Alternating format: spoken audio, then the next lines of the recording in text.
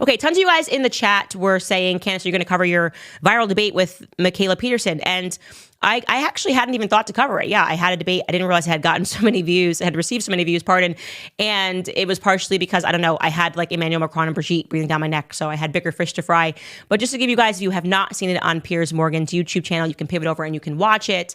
The reviews are very favorable. So I appreciate all of you guys watching it. And to give you the backstory of why we were debating at all, again, this is from January 10th. It was pretty much a spillover from a little Twitter tiff we had. It wasn't exactly a tiff, but like, you know, girls, a little catty, a little bit.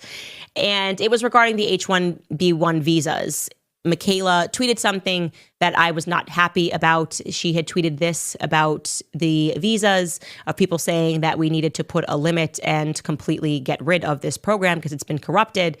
She wrote, why did the woke right pretend that it was illegal immigration that they were against when it turned out it was immigration in general? At least be honest about it. If there's assimilation into the culture and legal immigration, what is the problem other than skin color? And she went on to say that the issue was that people didn't want brown people. She actually wrote brown people in the country. And I took issue to that because I just find it offensive. I found it offensive that somebody who's not even a U.S. citizen, who is here on a visa, would accuse Americans of being racist rather than listening to Americans as to why this program and how this program has impacted their lives. So we have a debate, and I will show you what Michaela had to say on the topic on Piers Morgan. Take a listen. So I don't know, Candace, if you're seeing what I'm seeing on X, but when I saw the H-1B debate going around, mostly what I saw was racism against Indians specifically. And I'm not saying there isn't a problem with the visa issue in the States in general. Getting top talent here is very difficult. Like I had a very difficult time getting in, and I'm married to an American, and it was long and annoying, and they don't have a proper way to test people. So there's plenty of flaws to talk about.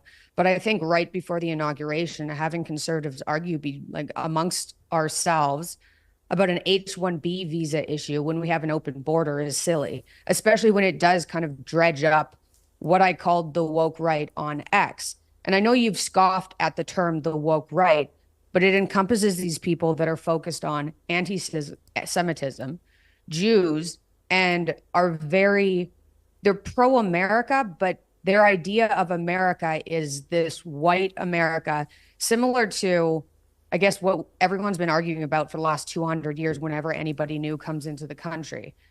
And I do think it has to do with race. And I think you can see that from comments on Twitter.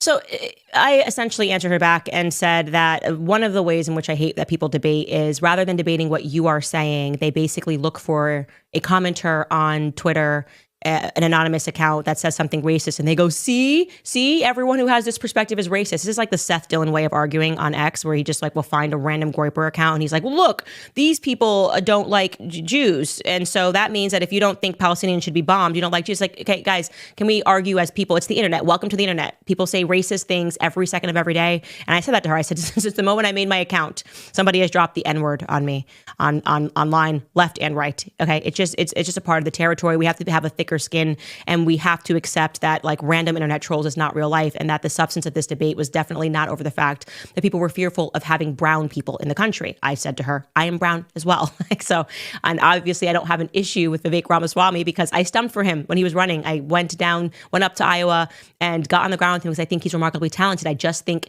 him and Elon have it wrong on H-1B1 visas. And so we had that dialogue, and it was a respectful dialogue. And then the conversation completely turned because she brought up her father. And I think people found this to be very interesting. And I'm very curious to see what you guys thought about it.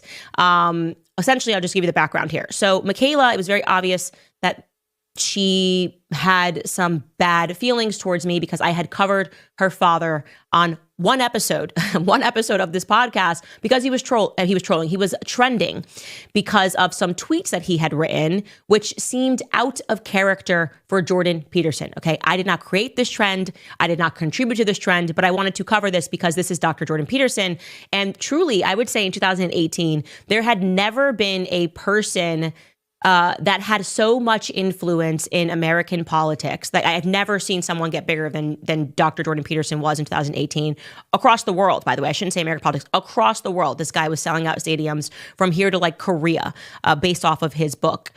I can't remember how many rules are. I think 7. There might be 9. Don't take my word for it. I'm blanking on it. I'm pregnant. Leave me alone.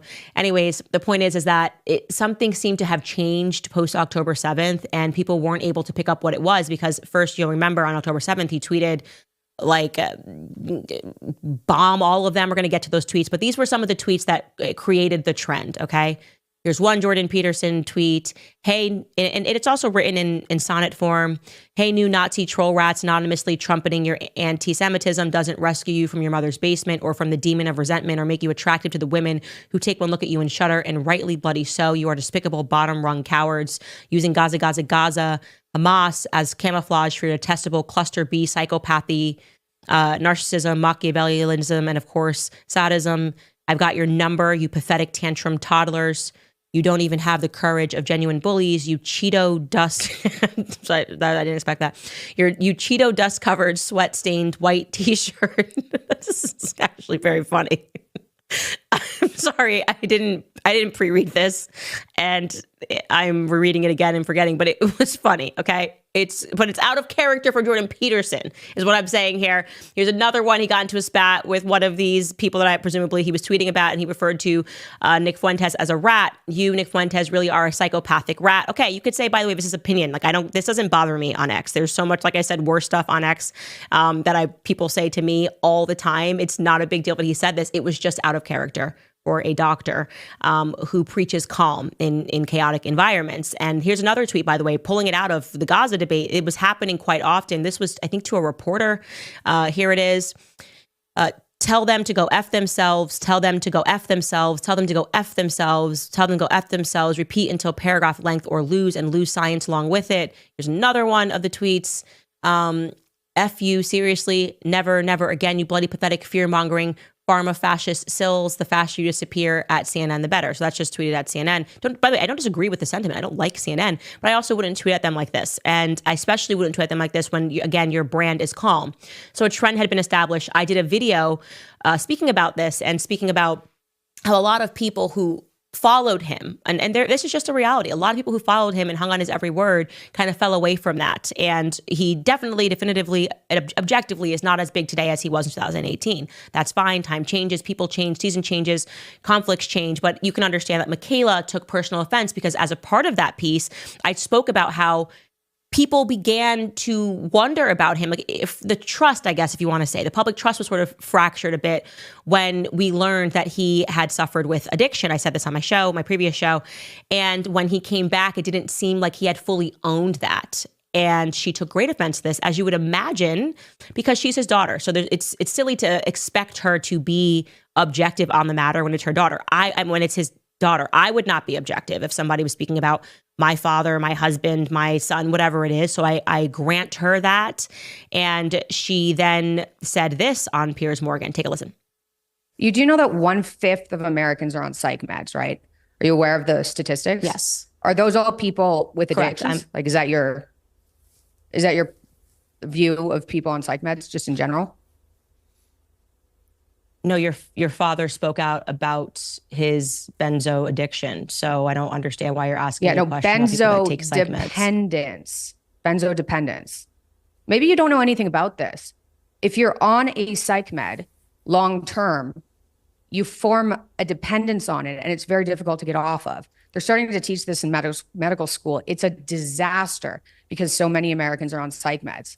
So yeah, he suffered from psych med withdrawal because they make you form a dependence on it, especially long term. Now, calling it an addiction as if he was on heroin or something is manipulative, So when we talked about it and we were very honest about what was going on, part of it was to spread awareness that 1/5 of Americans are on medications that cause dependence and don't know it. It's horrible. People die because of it. So I think laughing about it is it's not cool. I certainly don't think I laughed at it. I think benzo dependence is pretty much a euphemism for an addiction. And if you know anything about my work and me being super crunchy and speaking about why I think medicines are bad because they do create dependencies, which then yield people going onto the streets for something stronger. I mean, the benzo addiction becomes a heroin addiction because the doctor won't write you the prescription anymore. So you turn to the streets for something stronger because your body is dependent on it. I'm sorry that, again, you are offended by this conversation simply because it is your father. I don't think I've been offensive in my language. And if you find it to be manipulative, that I think that it impacted the way that men saw him when they publicly were saying that on Twitter. We covered the tweets that people were writing on that day about how, they used to idolize him. They're so grateful for his book, but this is not the person that they knew. Again, I'm sorry you're offended by that, but it's just the reality of what happened. And I can tell this is a sensitive topic for you, but it is what it is, Michaela. I don't know what to say. I don't think anybody's laughed at it. I think it's a good conversation to be had, and no one is more anti-Big Pharma than me. I mean, I have an entire series against Big Pharma, so. I don't even know where to start with that. Benzo addicts will go to the street for heroin. We were trying to spread awareness about psych med withdrawal. And we were very honest about what everybody was going through. I went through psych med withdrawal myself. It was one of the worst experiences in my life. It kills people, causes akathisia, which makes people suicidal. It's a terrible side effect. So that's what we were talking about. Now, if you want to twist that a little bit and be like, he's losing his audience because he's an addict, I don't really know what to say. So I watched this back, and when it was happening, I had the exact same thing. I just thought in my head, like, I'm not rich enough for this. I think I grew up with addicts, and I know now everyone's got fancy terms for everything. And there's a certain amount of money you can have in your savings where suddenly addiction is now called a dependency. I literally went, what are we even what are you saying? I don't understand this. And so to give her credit, I looked it up, and she said, now they're teaching there's a difference between addiction and dependence. And here is the description on Medical News Today of this difference. It reads, the terms addiction and dependence can seem similar, but they are different. Dependence occurs when the body physically relies on a drug. Addiction involves changes in behavior. Now, I would imagine that if your body is physically relying on a drug, it would also spell out some changes in your behavior. So, like I said, I just grew up with old-fashioned addicts, okay? I'm sure got a couple uncles would have loved this term, right? My uncle, it feels pompous to me.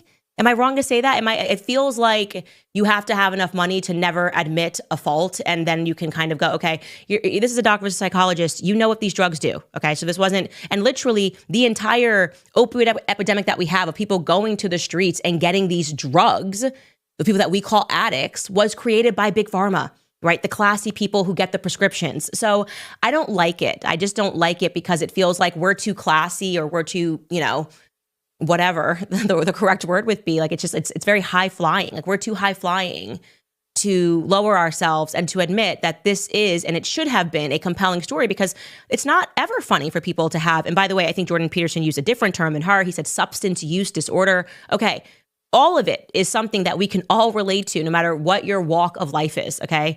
Like I said, I just had a regular old addict, still have regular old addicts in my family, but I don't want to give them an excuse, I guess, of thinking that, well, this is a little bit different, because I think if two people were talking on the street and one of the person was a good old fashioned addict, crackhead, and one said, well, I'm not an addict. My body depends on it. And I feel like the crackhead would be like, yeah, me too. Same. My body depends on crack. I don't know how the conversation would go, but I think the braver thing to do is to, not create a hierarchy of substance use disorder, and to say everybody's family, my own included, have been touched with this. And Big Pharma is the reason for it in many ways. They have created these drugs that are creating this sort of an epidemic. And instead we get like medical segregation, I guess. So that was how I felt. And I'd be interested to hear what you guys think. If it's a slight difference. And now it's different because they're teaching this, new science, and they're realizing that, the person on the street that's addicted to alcohol, I guess now you could say, since it's a physical dependency, because they would literally die at a certain point if they don't have that drink in the morning, and you have to be very careful. Now you don't call them addicts anymore. We call them people that have substance use disorder. I don't know. I'm not fancy enough. I'll let you know when I get rich enough for that, but it's not for me, is what I would say. Anyway, so Michaela, I have no beef with her at all. I really don't. We just disagree on certain points, and I actually appreciated that we were able to do so civilly. And I like I said then, and like I've said before, I understand when it's your family, it's different. No one should ask her to be objective on the matter. You should always be ride or die for your family members. So I totally get the sentiment, and I'm glad we were able to have a discussion, and I'm grateful that so many people enjoyed the discussion. But yeah, I'm going to enjoy your comments on that.